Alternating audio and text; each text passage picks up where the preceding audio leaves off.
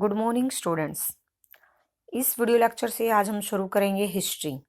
एक नया चैप्टर शुरू करने वाले हैं हिस्ट्री का।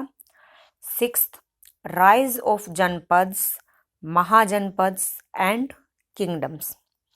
ठीक है कि जनपद्स का उदय किस प्रकार हुआ, महाजनपद्स का उदय किस प्रकार हुआ और उन्होंने किस तरह शासन किया। ठीक है, तो सबसे पहले आपको पता होना चाहिए कि जनपद्स और महाजनपद्स कौन होते हैं। जनपद जो वर्ड है वो जना से आया है। ठीक है, जना कौन होते हैं। अब आपके मन में ये सवाल उठा होगा, आपने स्टार्टिंग से पढ़ा होगा कि जो लोग थे वो क्या थे, स्टार्टिंग में हंटर्ड गैदर्ड थे। ठीक है, वो पहले शिकार करते थे, जंगली जानवरों को मार के खा जाते थे। धीरे धीरे उन्होंने क्या करना शुरू कर दिया, फार्मिंग करनी शुरू कर दी, एग्रीकल्चर शुरू करनी कर दी। अब वो क्या करने लगे, हंटर गैदर्ड से क्या बन गए, सिविलाइजेशन में आ गए। ठीक है, उन्होंने एक एक जगह पे वो क्या हो गए, सेटल्ड हो गए, सेटलमेंट कर ली उन्होंने अपनी। अब फूड इतना होने लगा, एग्रीकल्चर से उनको सरप्लस होने लगा, वो धीरे धीरे क्या करने लगे, उस चीज़ का कमर्शियलाइजेशन करने लगे, मीन्स ट्रेड करने लगे। ठीक है, पहले तो स्टार्टिंग में इतना ही फूड उत्पन्न कर पाते थे, वो इतना ही प्रोड्यूस कर पाते थे जितना कि वो कंज्यूम कर सके। धीरे धीरे उन्होंने और सीखा। ठीक है, जैसे आयरन का इन्वेंशन हुआ और उन्होंने आयरन का अच्छी तरह से यूज करना सीख लिया। तो तब इन जनाज ने, जो ये जनाज ट्राइबल के लोग थे, इन्होंने धीरे धीरे क्या करना शुरू कर दिया, अपने पैर जमाने शुरू कर दिए। जनाज ने अपने पैर जमाने शुरू कर दिए, ये मीन्स ये सेटल्ड हो गए, इनकी रूट क्या हो गई, वो सेटल्ड हो गई, मीन्स इन्होंने अपनी जड़ें पकड़ ली। इनको बोला गया जनपदाज। ठीक है, अब महाजनपद कौन थे, जो जनपदाज थे, जनपदाज में से अब इनका क्या मेन एम था कि जो इनकी अपनी टेरिटरी थी, जो इनका एरिया था, इनको ज़्यादा से ज़्यादा उनका क्या करना था, एक्सपेंशन करना था, उनका विस्तार करना था। जैसे अंग्रेज लोग थे, उनकी कैसी पॉलिसी थी, एक्सपेनिस्ट पॉलिसी थी, वो विस्तारवादी नीति अपनाना चाहते थे। ऐसे ही महाजनपद थे, जो जनपद थे, उनका क्या मेन एम था कि विस्तार करना है अपनी टेरिटरी का। ठीक है, अपने साम्राज्य का, अपने राज्य का। जिस जनपदाज ने दूसरे राजाओं को हरा के अपनी टेरिटरी को विस्तार कर लिया, एक्सपेंशन कर लिया, जो मीन्स महान जनपद उभर के आया, उसको बोला जाता है महाजनपदाज। ठीक है, now we start new chapter. By the 6th century BCE, big kingdoms known as janapadas appeared in India. कि 6th सेंचुरी के दौरान, बिफोर क्राइस्ट इरा, जो हमारा वो होता है ना, वो गोड के क्रॉस पे लगा हुआ होता है वो गोड, उसके जन्म से पहले, बिफोर क्राइस्ट इरा, उसके जन्म से पहले बहुत सारे किंगडम्स क्या हुए, इंडिया में उभर के आए, जिनको बोला गया जनपदाज। These kingdom had a defined territory and had their own government. In kingdoms ने अपनी टेरिटरी को डिफाइन कर दिया कि यहाँ से यहाँ तक का एरिया मेरा है और यहाँ से यहाँ तक का एरिया मेरा है।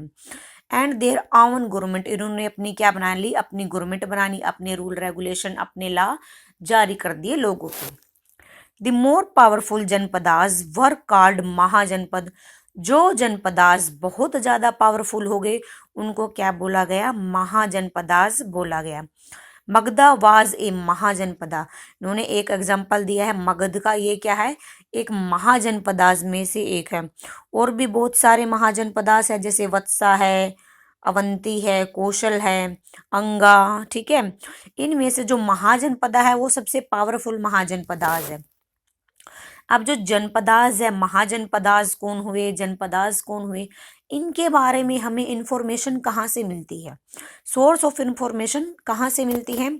We get information about this period from the following source. कि इस पीरियड के बारे में 600 BCE टू 400 BCE के जो बीच का टाइम है जनपदाज का और महाजनपदाज का, इनके बारे में हमें इंफॉर्मेशन मिलती है वैदिक टेक्स्ट से, बुद्धिस्ट टेक्स्ट से, जैन टेक्स्ट से और excavations of the ancient site से। वैदिक टेक्स्ट से कैसे मिलती है, such as Brahmanas and Upanishads. Vedic text में हमें ब्राह्मण्स और उपनिषद मिलते हैं।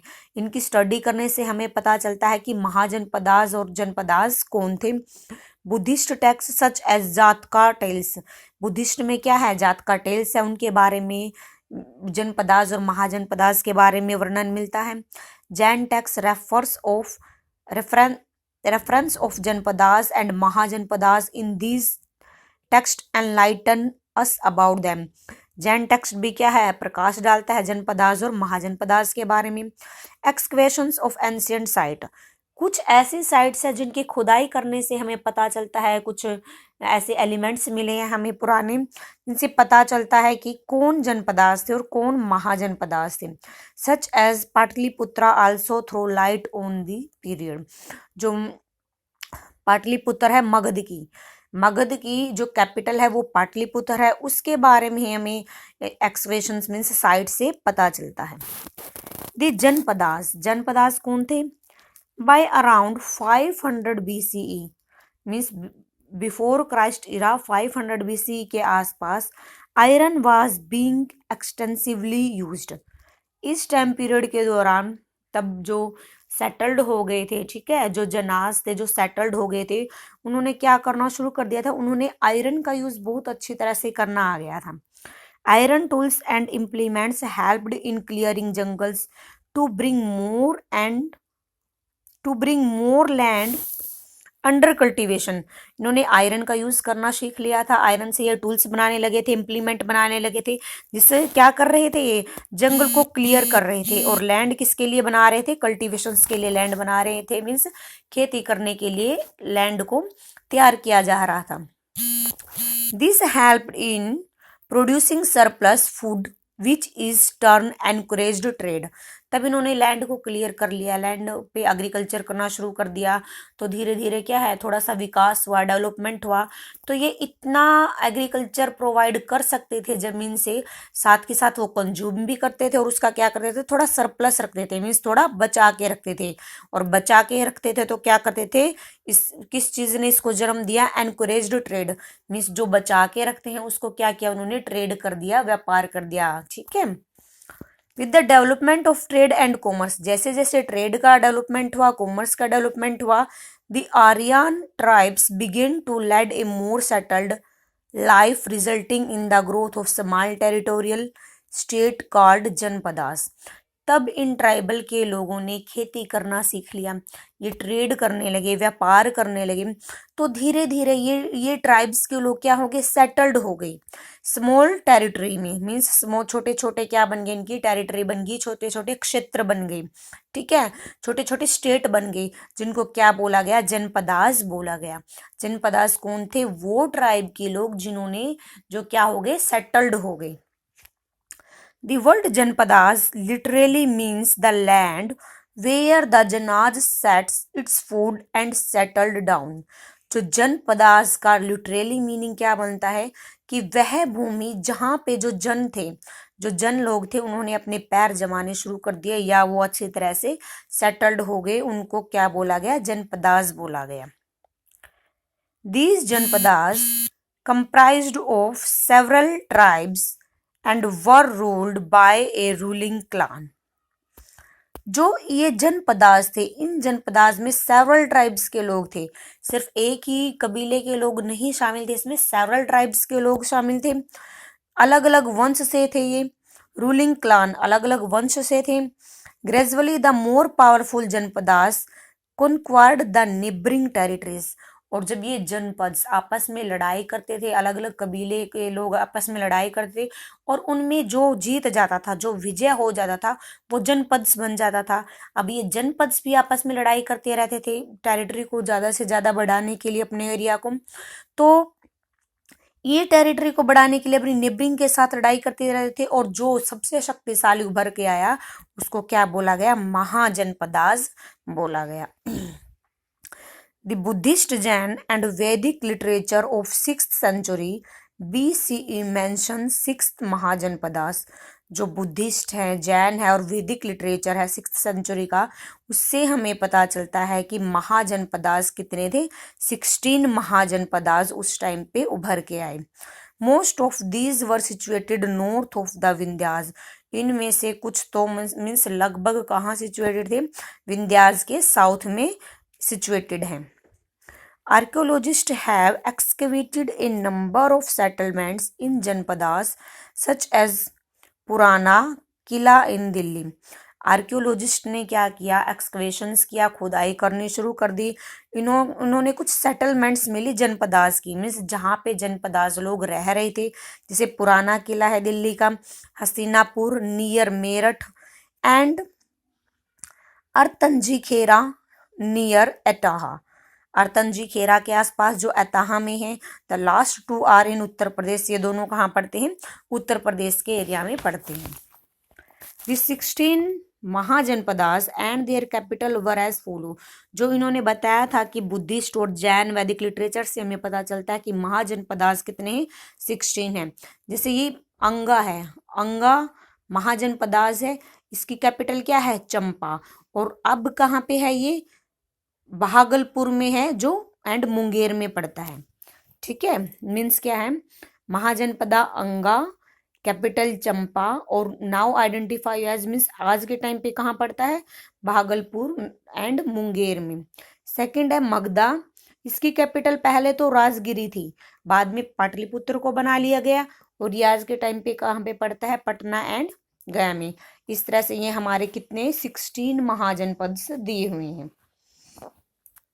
इन 16 महाजनपद में से भी out of these arose 4 powerful kingdom which were वास्ता, अवंती, कौशल एंड मगध। इन 16 महाजनपद में से भी 4 सबसे पावरफुल किंगडम्स रहे हैं, जो वास्ता, अवंती, कौशल एंड मगधा हैं। Of all the kingdoms Magadha became the most powerful. इन सब में से भी सबसे ज्यादा पावरफुल कौन रहा, Magadha. Rajgiri was originally its capital, इसकी कैपिटल क्या थी, पहले तो राजगिर थी और बाद में इसको ने अपनी कैपिटल को पाटलिपुत्र बना लिया था। मीन्स मगधा की पाटलिपुत्र कैपिटल क्या है, पाटलिपुत्र। Kingdoms and republics. अब किंगडम्स मीन्स साम्राज्य, किन किन का साम्राज्य था। ठीक है, रिपब्लिक्स, रिपब्लिक क्या होता है, मीन्स जो पब्लिक द्वारा क्या हुआ हो, पब्लिक द्वारा चुना गया हो, जो जिसने अपनी स्वयं की गवर्नमेंट बना ली हो, वो क्या है, republic. The Mahajanapadas in 6th century BCE were of 2 type. Mahajanapada में जो 16th सेंचुरी थी वो 2 टाइप की थी, एक तो है किंगडम्स, दूसरा है रिपब्लिक। किंगडम्स और मोनार्चीज, किंगडम्स को क्या बोला गया है, मोनार्चीज भी बोला गया है। Most of the Mahajanapadas such as Magadha were ruled by king and were known as kingdoms और मोनार्चीज। महाजनपदा में से भी जो सबसे पावरफुल थे वो कौन थी, मगधा थे। मगधा पे रूल्ड किया गया था राजा द्वारा, और जो किस नाम से जाना जाता था, किंगडम्स और मोनार्चीज के नाम से जाना जाता था। मीन्स जो मगधा पे शासन करता था उसको किंगडम्स और मोनार्चीज के नाम से जाना जाता था। The Kings were heredity ruler and enjoyed absolute power. ये किंग कोई जनता द्वारा नहीं चुने गए थे, हेरिडिटी थे, मीन्स पहले इनका दादा राजा था, फिर बाद में उसका बेटा राजा हुआ, बाद में उसका फिर पुत्र राजा हुआ, मीन्स हेरिडिटी है, वंशानुक्रम में क्या है, ये राजा बनते चले गए। They believed in expanding their territory दो वार टू गेन पावर और फेम। ये एक्सपेंडिंग टेरिटरी में विश्वास रखते थे, मीन्स विस्तारवादी नीति में विश्वास रखते थे। ये लड़ाई करते जाते थे, पावरफुल होते गए, जीत गए, जहाँ पे प्रसिद्ध हो गए वहाँ की स्टेट पे, वहाँ की टेरिटरी पे इन जनपदास ने अपना क्या कर लिया, कब्जा कर लिया। The people had no role in choosing a king. इन्होंने बोला ना कि हेरिडिटी होती है रूलर्स के लिए, मीन्स पिता के बाद उसका पुत्र राजा बनता है, उसके पुत्र के बाद उसका पुत्र राजा बनता है, तो इसमें पीपल का कोई रोल नहीं होता कि वो अपने राजा को स्वयं चुन सके। The king was advised by the purohit और the priest and the gramini और the head of the village. जो किंग था वो अपने एडमिनिस्ट्रेशन करने के लिए, अपने राज्य को चलाने के लिए पुरोहित से, प्राइस्ट से, और जो विलेजेस का हेड होता है ग्रामीणी, उससे क्या लेता था, एडवाइस लेता था। The ministers of the amatyas and the senapati helped him in the administrations. जो मिनिस्टर्स थे या अमात्यास थे या जो सेनापति थे वो हेल्प करते थे राजा की एडमिनिस्ट्रेशंस के लिए। बाली सदकास टैक्स कलेक्टर। बाली सदकास कौन होता था? टैक्स कलेक्टर होता था। उस टाइम पे जो टैक्स कलेक्ट करता था उसको बाली सदकास बोला जाता था। Collect the taxes from the people, वह लोगों से क्या करता था? टैक्स को कलेक्ट करता था। अश्वमेधा यज्ञ। अश्वमेधा यज्ञ वाज ए वैदिक religious right of ancient India. Means पहले के इंडिया में, जो पहले का इंडिया था, उनके पास क्या था? एक रिलीजियस राइट था। मीन्स एक धार्मिक संस्कार होता था। ठीक है, जैसे आपने रामायण में देखा होगा कि अश्वमेध यज्ञ करवाया गया था राजा राम द्वारा। उसने अपना घोड़ा छोड़ दिया गया था, फिर वो बाद में लव कुश ने पकड़ा था। ठीक है, तो वही सब ये प्रथा फैली हुई है पुराने भारत की। समटाइम पावरफुल किंग्स परफॉर्म्ड यज्ञ सच एज अश्वमेध यज्ञ एंड राजसूय यज्ञ to strengthen their position and to acquire control over larger territories। कि पुराने टाइम में जो राजा होता था वो क्या करते थे? यज्ञ करवाते थे, या तो अश्वमेध यज्ञ करवाते थे या राजसूय यज्ञ करवाते थे। क्या करने के लिए? अपनी पोजीशंस को पावरफुल करने के लिए, अपनी टेरिटरी को ज़्यादा से ज़्यादा बढ़ाने के लिए, या दूसरी टेरिटरी पे कंट्रोल करने के लिए। मीन्स अपने आप को ज़्यादा पावरफुल बनाने के लिए ये यज्ञ करवाते थे। इस यज्ञ में क्या होता था? In this ceremony a horse was let loose to roam through the kingdoms of other neighbouring ruler. कि इस सेरेमनी के दौरान, राजसूय यज्ञ के दौरान या अश्वमेध यज्ञ के दौरान, एक जो हॉर्स था वो क्या कर दिया जाता था? छोड़ दिया जाता था। रोम मीन्स घूमने फिरने के लिए छोड़ दिया जाता था।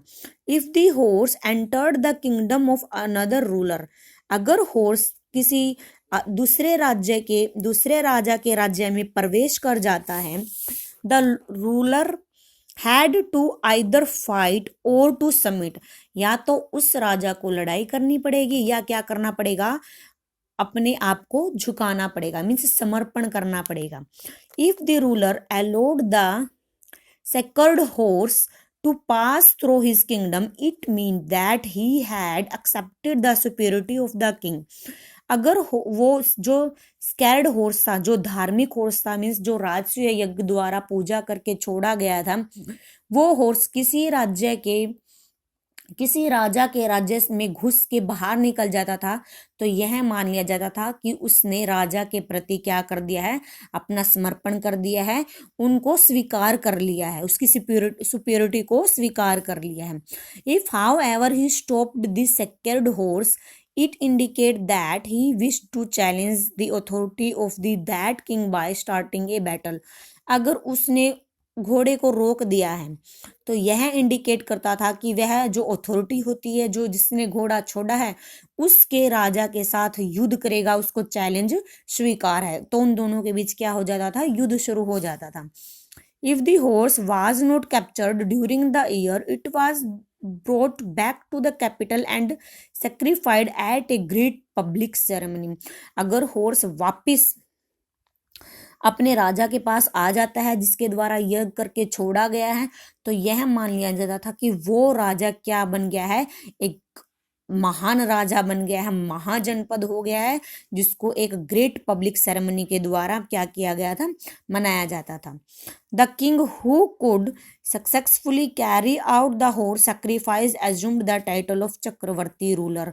और जिसका घोड़ा सैक्रिफाइस तरीके से उसके राज्य में वापस आ जाता था या वो बैटल को जीत जाता था, उसको कैसा राजा मान लिया जाता था? चक्रवर्ती सम्राट उसको बना दिया जाता था। चक्रवर्ती सम्राट की उसको उपाधि दे दी जाती थी। ठीक है, ये वही सीन है जो आपने रामायण में देखा था, जो राजा राम द्वारा अपना यज्ञ छोड़ा गया था, अपना घोड़ा छोड़ा गया था। ठीक है, ओके।